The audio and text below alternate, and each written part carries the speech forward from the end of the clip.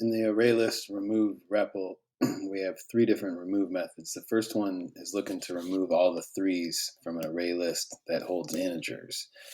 This is probably the easiest of the three to write, since integers are pretty easy to handle. One of the things we talked about in class is you probably don't want to use an enhanced for loop here. It runs the risk of a concurrent modification exception. So our notes say that we need to use special techniques to avoid skipping elements. One of those techniques we learned was to write a backwards loop. If I start at the last available index, which would be the size of the list minus 1, I could then work my way backwards towards 0 with an I minus minus step.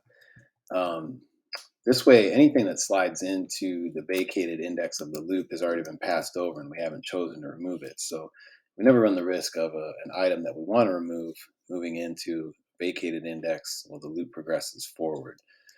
So all I'd have to do now is just take an item out of the list, ask if it's a 3, and if it is a 3, then I'm going to remove it. And we remove by index in our class, so the safest bet here would be to remove index I from the array list. This method's been voided of any return responsibility, so that really should do it. Okay, well that one's running. We can look at remove all x's. Yeah, and if you look at the list, there's no 3s in it.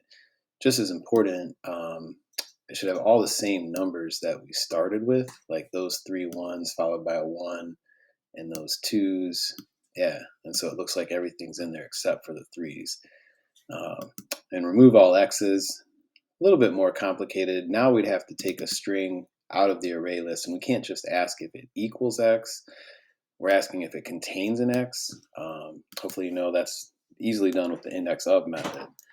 So in this one, I'll do it slightly differently. I'm going to write a while loop. While loops, for loops are pretty interchangeable.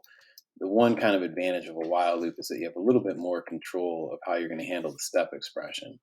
The name of this array list is words, so we got to change our syntax a little bit here, words.size.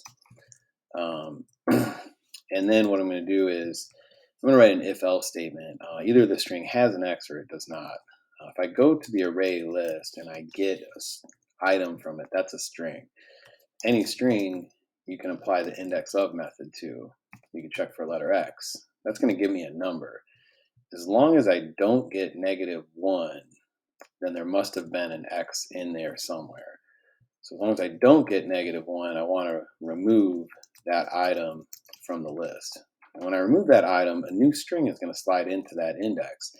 So I would actually just wait there, and on the next pass of the loop, I'd handle the new string that slides into that index. Otherwise, I'll step forward. And I'll keep doing that until I can't take any more steps. I'm hoping that this will now give me a list of strings that doesn't have any words in it with an X. So extra's gone. So Xanax, xylophone, picks.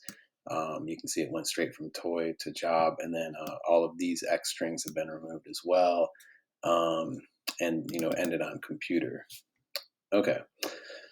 The third one has a person reference array list. So every item in this array list is a reference to a person. If we refer to the person class, person objects have ages and names. Those are both privately held, but we have a public getAge and getName method. So from the array list, we'll get a person reference. From that reference, we can get an age or a name. We're looking to remove all the people that are 65 or older. So again, from the array list, I can get a person. From a person, I can ask for their age using the public int getAge method. And I'll just compare their age to 65. And it says 65 or older, so I'm going to use a greater than or equal to decide if I'm going to remove them.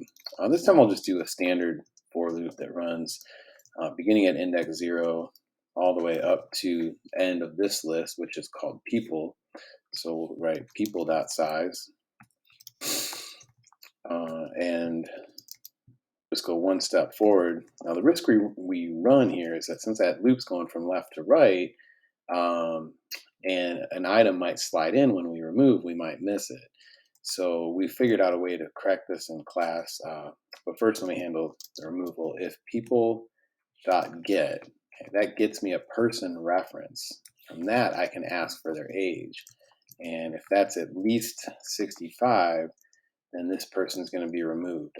You're going to have to brace this if statement because we're going to do two operations in here. We're going to do a remove, okay, at index I, and then we're going to drop index I one back. That way, later when we step forward, we'll actually end up at this same index, which is a good thing because if we've taken out the person that used to be there, a new person will slide in to take that spot. So when we look over here, we'll notice that Eve is gone, and so is Marty. So it should go straight from Lynn to Frank, which it did. And then we're missing Ted, Joe, Mary, Bill, Hank, and Carol. They've all been removed as well. All right.